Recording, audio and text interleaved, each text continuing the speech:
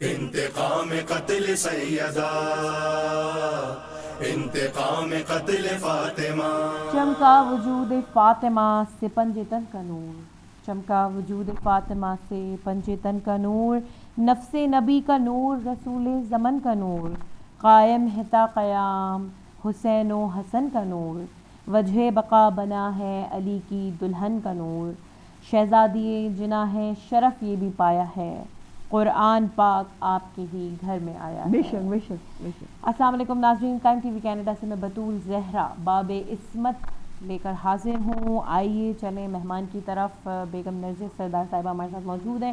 بڑی انٹرسٹنگ گفتگو چل رہی تھی۔ پہلی ایپیسوڈ میں ہم نے عصمت کی معراج کی بارے میں جانا اور بہت ساری قیمتی باتیں جانی۔ اب جو ہے وہ سوال کو آگے بڑھاتے ہیں پروگرام کو اور جانتے ہیں کہ جناب فاطمۃ الزہرا سلام اللہ علیہا نے اسلام کی خدمت اپنے بابا کے ساتھ کس طرح انجام دی ہے۔ اچھا، اب پہلی بات تو یہ ہوئی کہ وہ جو کہتے تھے کہ آپ ابتر ہیں، آپ ابتر ہیں، بیوی کی ولادت سے یہ تانا تمام ہوا۔ بالکل، یہ اصل میں یعنی کیوں کہتے تھے کہ ابتر ہیں ابتر ہیں؟ آخر انہیں کیا فائدہ نقصان، کسی کی اولاد ہو نہ ہو، کوئی کسی کو کیا دے رہا۔ وہ اصل میں نفسیاتی طور پہ پیغمبر کو ڈاؤن کرنا چاہتے تھے کہ اگر اللہ نے آپ کو بظاہر آپ کی ذات کو اتنی صلاحیتیں عطا کی ہے، دنیا میں ان سے زیادہ باصلاحیت انسان کون ہوگا؟ ان سے زیادہ خوبصورت بولنے والا کون ہوگا؟ ان سے زیادہ شجاع کون ہوگا؟ ان سے زیادہ رحیم اور رحمان کون ہوگا؟ دنیا وہاں پہ عرب نے تو ایسے کریم لوگ ہی نہیں دیکھے تھے کہ جیسے کریم محمد مصطفیٰ، اور دنیا نے بھی نہیں دیکھے ہوں گے۔ ظاہر سی بات ہے کہ یہ تو امام الانبیاء ہیں۔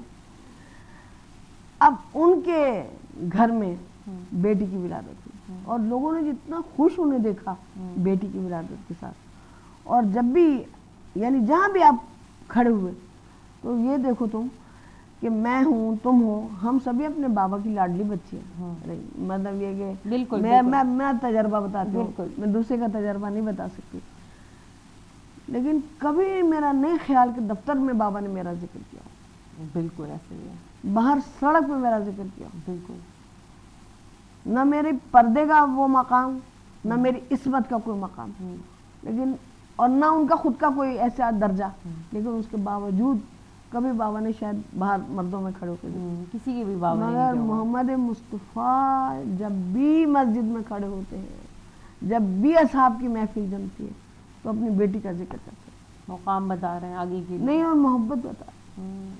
فاطمہ میرے جگر کا ٹکڑا ہے، فاطمہ میری آنکھوں کی ٹھنڈک ہے، میں فاطمہ سے جنت کی خوشبو سونگتا ہوں۔ جس نے اس کو دکھ دیا اس نے مجھے دکھ دیا، جس نے مجھے دکھ دیا اس نے خدا کو دکھ دیا۔ اللہ اکبر۔ ڈاکٹر علی شریعتی نے اتنی خوبصورت بات لکھی، یا رسول اللہ جب بھی آپ فاطمہ کا ذکر کرتے ہیں یہ دکھ کہاں سے در آتا ہے، یہ دکھ کا لفظ کہاں سے آ جاتا ہے؟ لیکن تاریخ نے بہت جلدی اس بات کا جواب دیا، بہت ہی یہ دکھ بہت سوئم کے دن تک تو کسی سے زور سے کوئی بات بھی نہیں کرتا، کسی کا باپ مر جائے تو کوئی زور سے بات بھی نہیں کرتا، کتنے لوگ تسلی دلاسے کے لیے آتے، پھر لیکن پتہ نہیں کیا ہوا، عربوں کو کیا ہو گیا، وہ سب اپنے بھی روایات بھول گئے، یعنی اسلام نے تو جو بتایا تھا وہ تو بھولے ہی بھولے، لیکن وہ تو وہ روایات بھی بھول گئے جو ان کی اپنے ہاں چل رہی تھی، جو زمانے جاہلیت کی اچھی روایات تھی وہ بھی بھول گئے۔ بچپن میں ہم نے بی بی کو دیکھا ہے، یعنی جو تاریخ کی اینک لگا کے میں دیکھتی ہوں، وہ 3 یا 4 سال کی ہیں کہ جب انہوں نے دیکھا کہ جب بھی بابا آتے ہیں تو کبھی یہاں نیل پڑا ہے، کبھی یہاں سے خون بہ رہا ہے، کبھی پیروں سے میں کانٹے چبھے ہوئے۔ وہ تاریخ ہمیں دکھاتی ہے کہ جو بیٹی رحمت ہوتی ہے وہ کیسی ہوتی ہے۔ اب جب وہ رات کو شام کو تشریف لاتے ہیں اپنے جس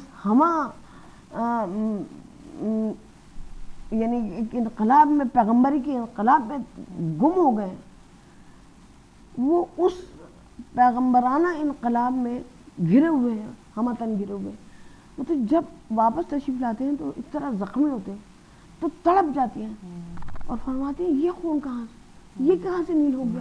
یہ 3-4 سال بچوں کو میں دیکھتی ہوں کہ اکثر کوئی اتنی زیادہ پرواہ بھی نہیں ہوتی، لیکن وہاں تو بیوی پریشان ہو جاتی ہے. اور پھر آپ ارشاد فرما رہی ہیں کہ کل سے میں بھی آپ کے ساتھ جاؤں گی. اچھا. ہاں. پھر ہم نے یہ دیکھا کہ جب پیغمبر تشریف لے جا رہے ہیں مکے کی گلیوں میں، وہ کسی سے کچھ مانگ نہیں رہے تھے، وہ طلب نہیں کر رہے تھے، وہ کسی سے یہ نہیں کہہ رہے تھے مجھے مال چاہیے، مجھے منصب چاہیے، مجھے مکان چاہیے، مجھے دکان. وہ کہہ رہے تھے، وہ زندگی گزارنے کا سلیقہ بتا رہے تھے. وہ کہہ رہے تھے ایک دوسرے کے خون کی حرمت کا پاس کرو، عرب کے جاہلوں ایک کو دوسرے تمام انسان تمام. تم کیا سمجھ رہے ہو ہم جو بڑے مہذب سمجھے جا رہے ہیں، ہم نے کیا اسلام کو اپنے نفس کے اوپر نافذ کر لیا کہ ہم نے ان کے مطابق زندگی گزارنی شروع کر دی ہے؟ افسوسناک بات یہ ہے، کہنے کے لفظ اور ہیں اور کرنے کا معاملہ اور ہے. یعنی میں یہ نہیں سمجھتی کہ سورہ منافقون کو میں عبداللہ ابن سلول کی گردن پہ لاد کے آگے بڑھا دوں، نہیں، میں اپنے گربان میں بھی جھانک کے دیکھتی ہوں. بالکل سب اپنا اپنا احتساب، سب بصیرت ہے، ہر ایک کو پتا ہوتا ہے کہ وہ کہاں غلطی کھڑا ہے. ہمیں سب کو چاہیے کہ ہم اپنے اپنے گربانوں میں جھانک کے دیکھیں. اچھا، اب جب بیوی تشریف لے جا رہی ہیں تو کیا تم سمجھتی ہو کہ جو بھی پتھر مارتا ہوگا وہ بیوی کو نہیں لگتا ہوگا؟ اللہ اکبر. وہ اپنے بابا کا ہاتھ پکڑے ہوئے، دور تو نہیں ہے، پتھر بھی دور، تاکہ تو وہ محمد مصطفیٰ کو اذیت پہنچانے کے لیے وہ ان تک بھی پہنچا رہے تھے پتھر. وہ کانٹے بچھا رہے تھے تو کیا وہ ان کانٹوں کے اوپر سے گزر جاتی تھی؟ یعنی وہ خود بھی زخمی ہوتی جاتی تھی. پھر ایک وہ دن آیا کہ جب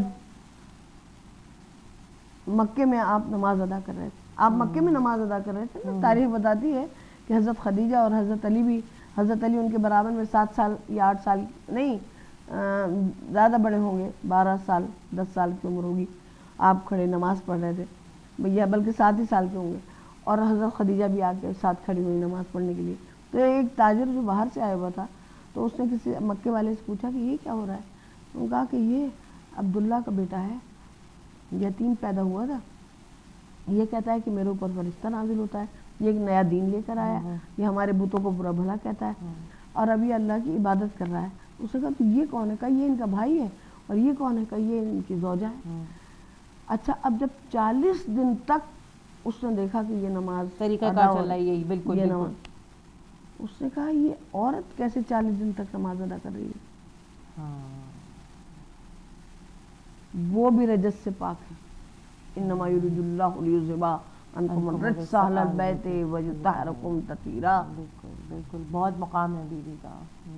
یہ وہ اس سے باہر نہیں ہے، وہ یہی ہے وہ اہل جن کا ذکر کلام پاک نے کیا. اب جو بیوی جاتی ہیں اس کوچے سے اس کوچے، اس کوچے سے اس کوچے، یہ کبھی اس گروہ کے سامنے تقریر کر رہے ہیں، کبھی اس گروہ کے سامنے تقریر کر رہے ہیں، کبھی اس کو بتا رہے ہیں، کبھی اس کو بتا رہے ہیں. تو بیٹی تو ساتھ ہے.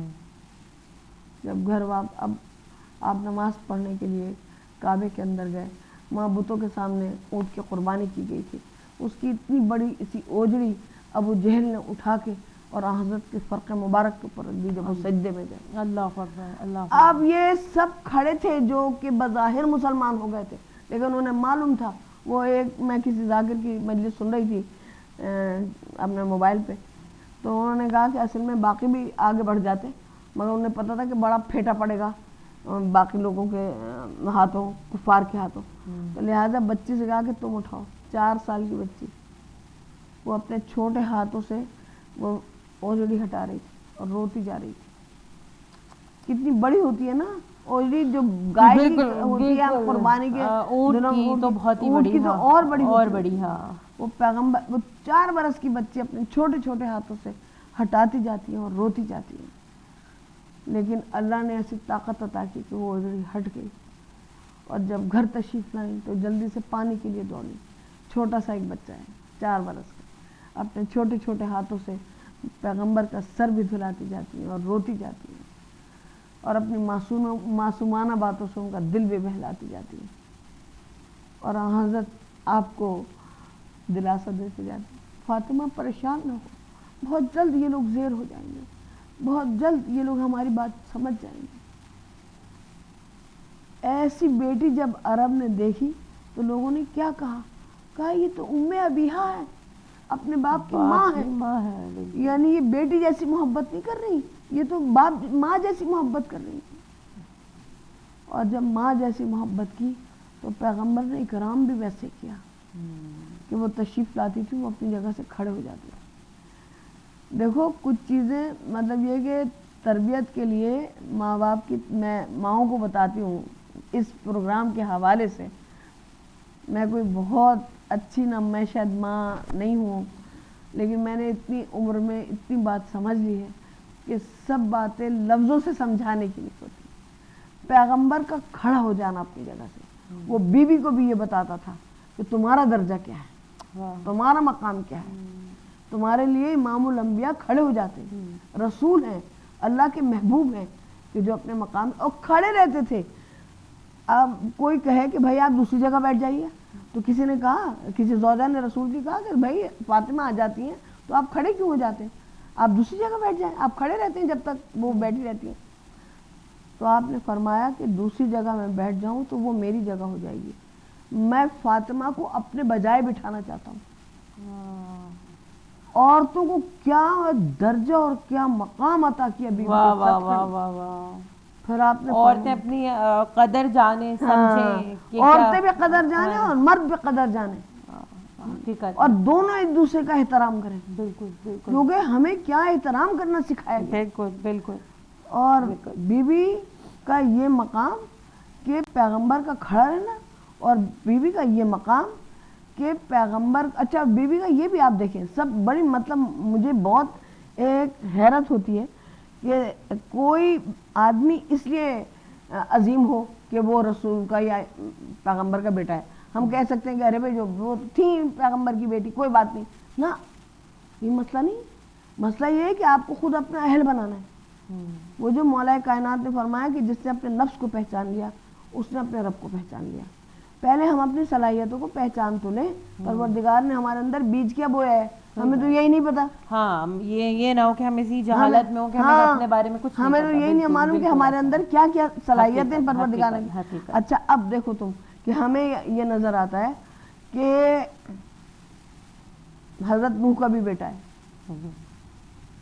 اور حضرت نوح اسے پکار رہے ہیں, طوفان آ گیا ہے کہ آ جاؤ, اور اللہ سے بھی کہہ رہے ہیں, مگر پروردگار کیا کہہ رہا ہے, پروردگار کہہ رہا ہے تم اسے نہ پکارو کیونکہ یہ تمہارا اہل نہیں ہے. اہل تو بننا ہے, تو بیٹا تو بایولوجیکلی حضرت نوح کا ہی ہے, لیکن پروردگار کیوں کہہ رہا ہے کہ تم اسے نہ پکارو, یہ تمہارا اہل نہیں ہے, کیونکہ وہ اپنی اہلیت ثابت کر سکا. بیوی نے اپنی اہلیت ثابت کی, بیوی نے اپنی اہلیت ثابت کی.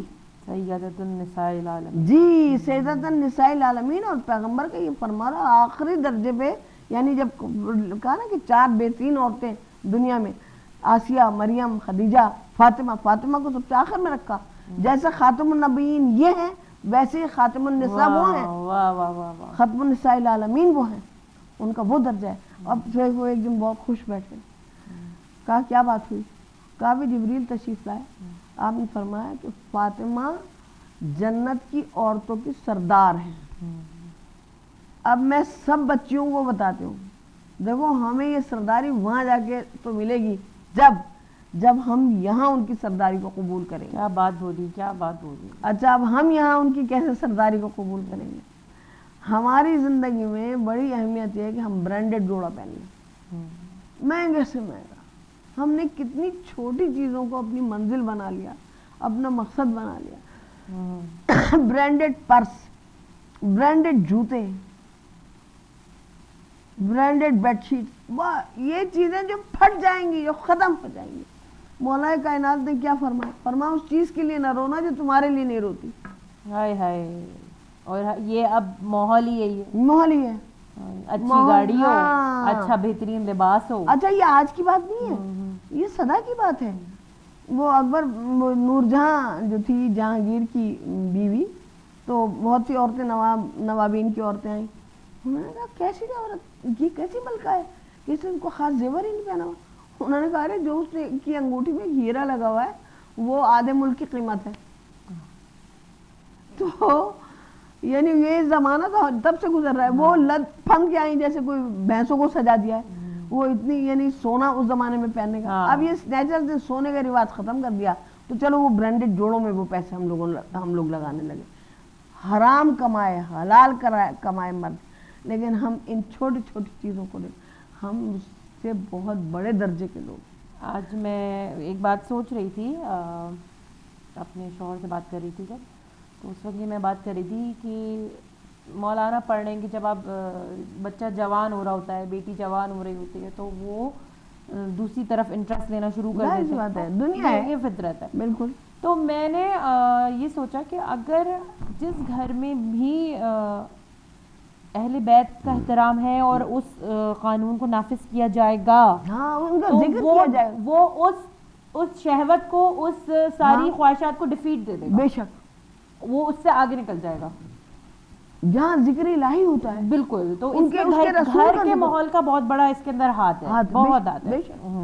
اچھا, اب بی بی کے بارے میں ہمیں یہ بتایا گیا کہ فاقہ رہتا تھا. بی بی کے گھر میں فاقہ رہتا تھا, وہ رہتا تھا. اور کیا بات تھی, کیا مجبوری تھی کہ جس کی وجہ سے فاقہ رہتا تھا. کلام پاک ہمیں بتاتا ہے کہ بھئی ان کے دروازے پہ سائل آیا, سورہ دہر میں بالکل جو آیتیں ہیں کہ بھئی وہ دن آ گیا سائل, تو روزے سے تھے بچے بھی, دونوں بچے بیمار ہوئے.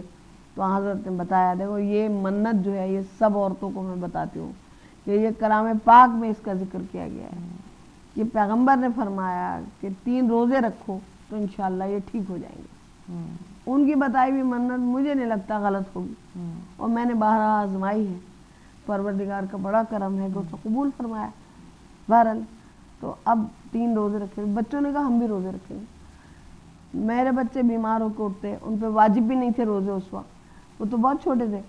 تو میں تو کہتی کہ ارے بھی چھوڑ دو, تم لوگ ابھی کمزور ہو, تم روزے نہ رکھو.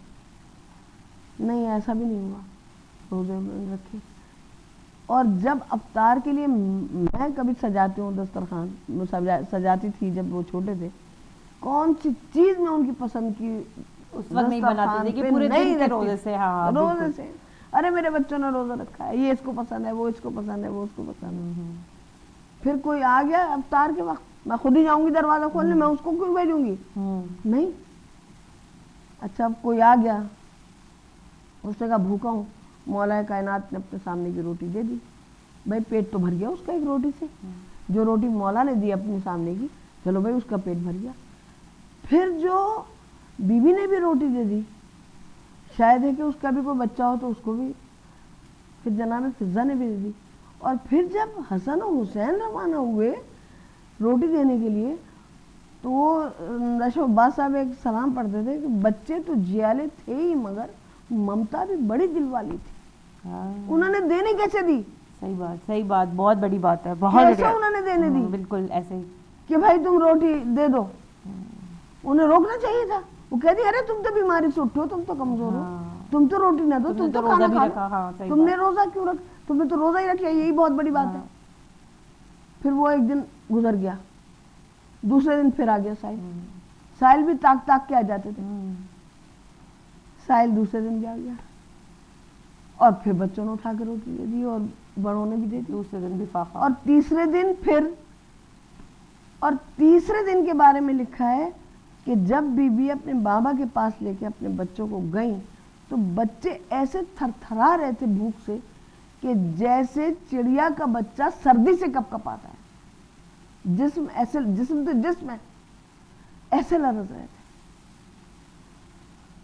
دیکھیے یہ درجے ایسے ہی نہیں مل جاتے, یہ درجے سچ بولنے سے ملتے ہیں. یہ صبر کی طاقت, یہ عطا کرنے کی طاقت بھی ایسے ہی نہیں آ جاتی. اس سب کی ہمیں حفاظت کرنی پڑتی ہے, اس سب کی ہمیں تربیت کرنی پڑتی ہے, ہمیں خود تربیت کرنی پڑتی ہے, ہمیں اپنے نفس کی تربیت کرنی پڑتی ہے. یہ جو بی بی نے یہ سب کیا, یہ کوئی مذاق بات نہیں ہے. اچھا, اس کا جو مقام ہے وہ ہمیں اس وقت نظر آتا ہے کہ جب مباہلے کی آیتیں نازل ہوئی اور مباہلے کے لیے لوگ آئے. اچھا, اب جب مباہلے کے لیے لوگ آئے اور وہاں پہ پیغمبر نے طے کیا کہ اب روانہ ہونا ہے، جانا ہے۔ وہ سارے مدینے کے لوگ آ گئے، انہوں نے بھی ان کو آتے جاتے دیکھ لیا، بنی نجران کے قبیلے کو، کہ وہ مسجد میں آ رہے ہیں، ان سے مکالمہ ہو رہا ہے، یہ سب ہو رہا ہے۔ لیکن اب جب مباہلے کی آیت نازل کہ تم لاؤ اپنے مردوں کو، ہم لائیں اپنے مردوں کو، تم لاؤ اپنے نفسوں کو، ہم لائیں اپنے نفسوں کو، تم لاؤ اپنے بیٹوں کو، ہم لائیں اپنے بیٹوں کو، تم لاؤ اپنی عورتوں کو، ہم لائیں اپنی عورتوں کو۔ بھائی حضرت علی سے تو سب سے پہلے ملاقات ہوئی، بالکل حضرت سے ملاقات ہوئی، بچے تو ہر وقت رہتے تھے ان کے پاس، لیکن ایک شخصیت کے اضافے سے کیا معاملہ ہوا۔ پہلے تو جب مدینے کے لوگ آئے اور حضرت باہر نے کہا تم لوگ سب کیوں آ گئے؟ کہا موبائل میں جانے کے لیے؟ کہا نہیں، وہاں تو سچوں کو بلایا گیا ہے، وہاں تو سچوں کو بلایا گیا ہے، وہاں تو معاملہ دعا کا ہے، وہاں لڑائی بھڑائی تو تھی ہی نہیں، وہاں تو صرف ہاتھ اٹھانے سے۔ اب یہاں تو بالکل صرف جو باتیں ہیں نا وہ کھل کے سامنے آنا ہے۔ اب بیچ میں تمہیں ایک بات اور میرے ذہن میں آ گئی، اب ہم کہتے ہیں کہ ہماری دعائیں قبول نہیں ہوتی، یہاں کلام پاک نے ہمیں معیار بتا دیا دعا قبول کیسے ہوتی ہے۔ اس نے تو سچوں کو بلایا، وہاں تو دعا کا تھا نا مقابلہ، کہ اگر یہ سچے ہیں تو ان کی دعا قبول ہو جائے گی۔ اب دعا سے ہم بھی دعا مانگیں اور یہ بھی دعا مانگیں، یہی تھا نا بنی نجران کے ساتھ۔ بالکل بالکل۔ تو آپ نے فرمایا کہ وہاں تو صرف سچوں کو بلایا گیا ہے، لہذا صرف جو سچے تھے وہ آ گئے، گھر کے لوگ وہ آ گئے، آگے آگے پیغمبر ہیں اور ساتھ میں امام حسن و امام حسین ہیں، بی بی کا ہاتھ پکڑے ہوئے ایک بچہ پیغمبر کا ہاتھ پکڑے ہوئے، پیچھے حضرت علی علیہ السلام ہے اور تشریف لے جا رہے ہیں۔ اور اب جب انہوں نے سب کو دیکھ لیا تھا، لیکن ان کا جو سب سے بڑا جو راہب تھا، جو پادری تھا، وہ آیا اور اس نے دیکھا، اس نے کہا میں ایسے چہروں کو آتے ہوئے دیکھ رہا ہوں کہ اگر دعا کے لیے ہاتھ اٹھا دے تو پہاڑ اپنی جگہ سے سرک جائیں۔ وہ کیسے اپنی مذہب میں معرفت والے لوگ ہوں، وہ کیسے معرفت والے لوگ تھے؟ ارے میں تو کہتی ہوں نہیں دکھا کچھ، یہ جو ساتھ بیٹھے تھے انہیں نظر نہیں آیا، پھر نتیجہ کیا ہوا؟ نتیجہ دیکھو یہ ہوا کہ آج جب کرونا پھیلتا ہے تو ہم سوچتے ہیں کہ وہ دوا ایجاد کریں گے تو ہم کھائیں گے، ان پہ حقیقتیں آج بھی منکشف ہوتی ہیں، اس دن پہ بھی ان پہ حقیقتیں منکشف ہوئی، سچے لوگوں کی حقیقت ان پہ منکشف ہوئی۔ اصل میں جو آدمی سچ بولتا ہے اس کے چہرے پہ ایک ایسا نور آ جاتا ہے جو دوسرے کو بھی محسوس ہوتا ہے، لہٰذا اسے راہب کو بھی نظر آیا، اور انہوں نے دعا مانگے بغیر وہ انہوں نے وہ جو تھا جھگڑا جو تھا اس کو ختم کر، انہوں نے تسلیم کر لیا، انہوں نے ہتھیار ڈال دیے، مسلمان ہو گئے وہ بھائی۔ اگر جو برابر میں بیٹھے تھے انہیں تب نظر نہیں آیا تو انہیں آج بھی نظر نہیں آتا۔ وہ یہ بات ثابت کرتے ہیں کہ یزید جو تھا وہ دراصل نیک پارسا آدمی تھا، وہ تو تھا ہی نہیں کربلا میں، وہ تو کربلا میں تھا ہی نہیں، وہ اس کو پارسا ثابت کرنے کی کوشش میں مصروف ہیں، پروگرام کر رہے ہیں، تقریریں کر رہے ہیں۔ بھائی تم سے کوئی کچھ نہیں مانگ رہا، کسی سے کچھ نہیں مانگ رہا، صرف حقیقت سمجھ لو۔ واہ واہ واہ، بہت بہترین، اور دعا مانگنے کا فارمولہ بھی سمجھ لو، جھوٹ نہ بولو، جھوٹ نہ بولو، صحیح بات ہے، صحیح بات ہے۔ اسی کے ساتھ ہی ناظرین پروگرام کو اپنے اختتام کی طرف لے کے چلتے ہیں۔ بطول زہرا کو قائم ٹی وی کینیڈا سے باب عصمت میں اجازت دیجیے، اللہ حافظ۔